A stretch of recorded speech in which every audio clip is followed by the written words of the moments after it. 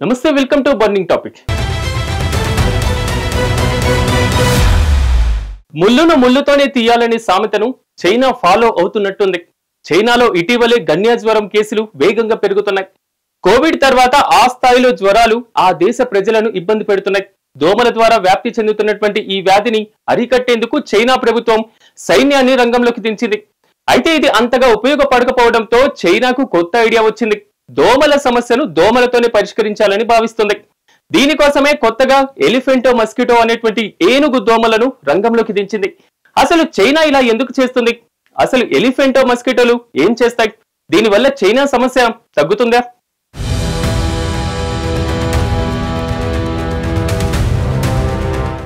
చైనాలో ఇటీవలే గన్యా జ్వరం కేసులు రోజురోజుకు పెరిగిపోతున్నాయి. ఇవి ప్రధానంగా దక్షిణ చైనాలోని గ్వాంగ్జౌ, షోషాన్ నగరాల్లో ఎక్కువగా ఉన్నాయి. ఈడెస్ అనాఫిలియస్ క్యూలెక్స్ దోమల ద్వారా ఈ వ్యాప్తి చెందుతుందని, ఈ వ్యాధి జ్వరం, వాంతులు, శరీర నొప్పులు, చిన్నపిల్లలు, వృద్ధులపైన తీవ్ర ప్రభావం చూపుతుంది.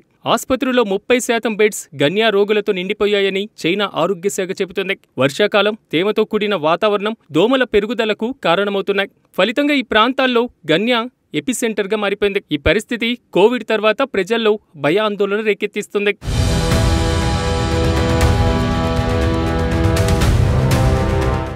గన్యా జ్వరాన్ని అరికట్టేందుకు చైనా ప్రభుత్వం కోవిడ్ తరహా ఉన్నత స్థాయి చర్యలు చేపట్టింది. పబ్లిక్ హెల్త్ వార్ ఆన్ గన్యా పేరుతో దేశవ్యాప్త అవగాహన కార్యక్రమం ప్రారంభించింది. సైన్యం సహకారంతో ఇంటింటా తనిఖీలు, ఫాంగింగ్ డ్రైవ్లు నిర్వహిస్తుంది. డ్రోన్ల ద్వారా నదులు, చెరువులు, మురుగు కాల్వల్లో దోమల లార్వాలను గుర్తించి నాశనం చేస్తున్నారు. థర్మల్ స్కానింగ్తో నీటి నిల్వలను పరిశీలించి పారిశుద్ధ్యంపైన దృష్టి పెట్టారు. స్కూల్ విద్యార్థులతో ర్యాలీలు, కమ్యూనిటీలలో ఉచిత ఆరోగ్య శిబిరాలు ఏర్పాటు చేశారు. గ్వాంగ్జోలో 200 హెల్త్ క్యాంపులు, 10,000 మందికి ఉచిత డయాగ్నోస్టిక్ పరీక్షలు అందించాలని చైనా నేషనల్ హెల్త్ కమిషన్ తెలిపింది. అయినా దోమల సమస్య పూర్తి స్థాయిలో పరిష్కారం కాలేదు. దీంతో చైనా ఎలిఫెంట్ మస్కిటోలను రంగంలోకి దించింది.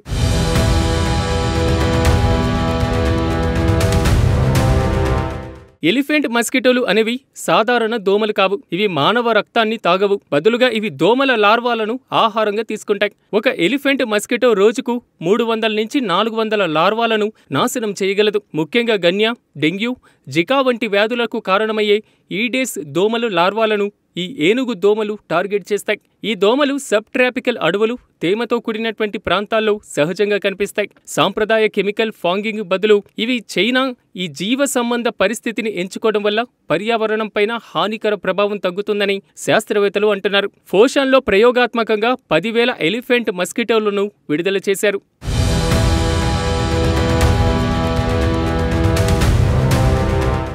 ఎలిఫెంట్ మస్కిటోలు ఎలా పనిచేస్తాయి? ఎలిఫెంట్ మస్కిటోలు పెద్ద పరిమాణంలో రంగురంగుల రెక్కలతో ఉంటాయి. ఇవి సాధారణ దోమల కంటే 3 నుంచి 4 రెట్లు పెద్దవి. ఈ దోమలు ఈడెస్ అనాఫిలియస్ క్యూలెక్స్ దోమల లార్వాలను తింటాయి. వాటి పెంపును సహజంగా అరికడతాయి. సాధారణంగా ఆడదోమలు మన రక్తాన్ని తాగుతూ ఉంటాయి. కానీ చాలా మంది ఎలిఫెంట్ మస్కిటోలు ఆడవైనా సరే మొక్కలు, చెట్ల రసాన్ని పీల్చే బతుకుతాయి. వీటికి కార్బోహైడ్రేట్స్ ఉన్నటువంటి ఆహారం అవసరం. రాత్రి వేళల్లో పడుకుంటాయి. ఇవి ఆడదోమలు నీటి ఉపరితలం మీద గుడ్లు పెడతాయి. సాధారణ దోమలు కూడా ఇలాంటి ప్రదేశాల్లోనే సంతానోత్పత్తిని చేస్తూ ఉంటాయి. ఎలిఫెంట్ మస్కిటోల గుడ్ల నుంచి కేవలం 30 నుంచి 60 గంటల్లోనే లార్వాలు బయటికి వస్తాయి.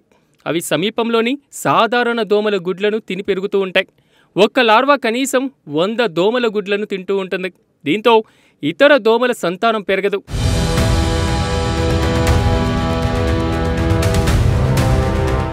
ఎలిఫెంట్ మస్కిటోలను ఉపయోగించి జీవ సంబంధ పద్ధతికి చైనా కొత్తది కాదు. ఇక 2019లో సింగపూర్లో డెంగ్యూ నియంత్రణ కోసం ఇలాంటి దోమలను విడుదల చేశారు. ఇవి 15% డెంగ్యూ కేసులను తగ్గించింది. ఇక బ్రెజిల్లో 2021లో జికా వైరస్ నియంత్రణ కోసం ఈ పద్ధతిని అమలు చేశారు. ఫలితంగా ఈడెస్ దోమల జనాభా 25% తగ్గింది. ఆస్ట్రేలియాలో 2023లో క్వీన్లాండ్లో ఈ పద్ధతి విజయవంతమై డెంగ్యూ కేసులు 18% తగ్గాయి. ఈ పద్ధతి రసాయనాలపైన ఆధారపడకుండా పర్యావరణ సమతుల్యతను కాపాడుతుందని ప్రపంచ ఆరోగ్య సంస్థ సూచించింది.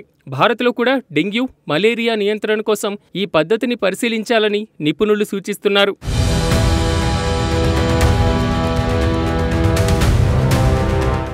చైనా గన్యా జ్వరం నియంత్రణ కోసం అమలు చేస్తున్న జీవ సంబంధ సైనిక చర్యలు గ్లోబల్ ఆకర్షణను కలిగిస్తుంది.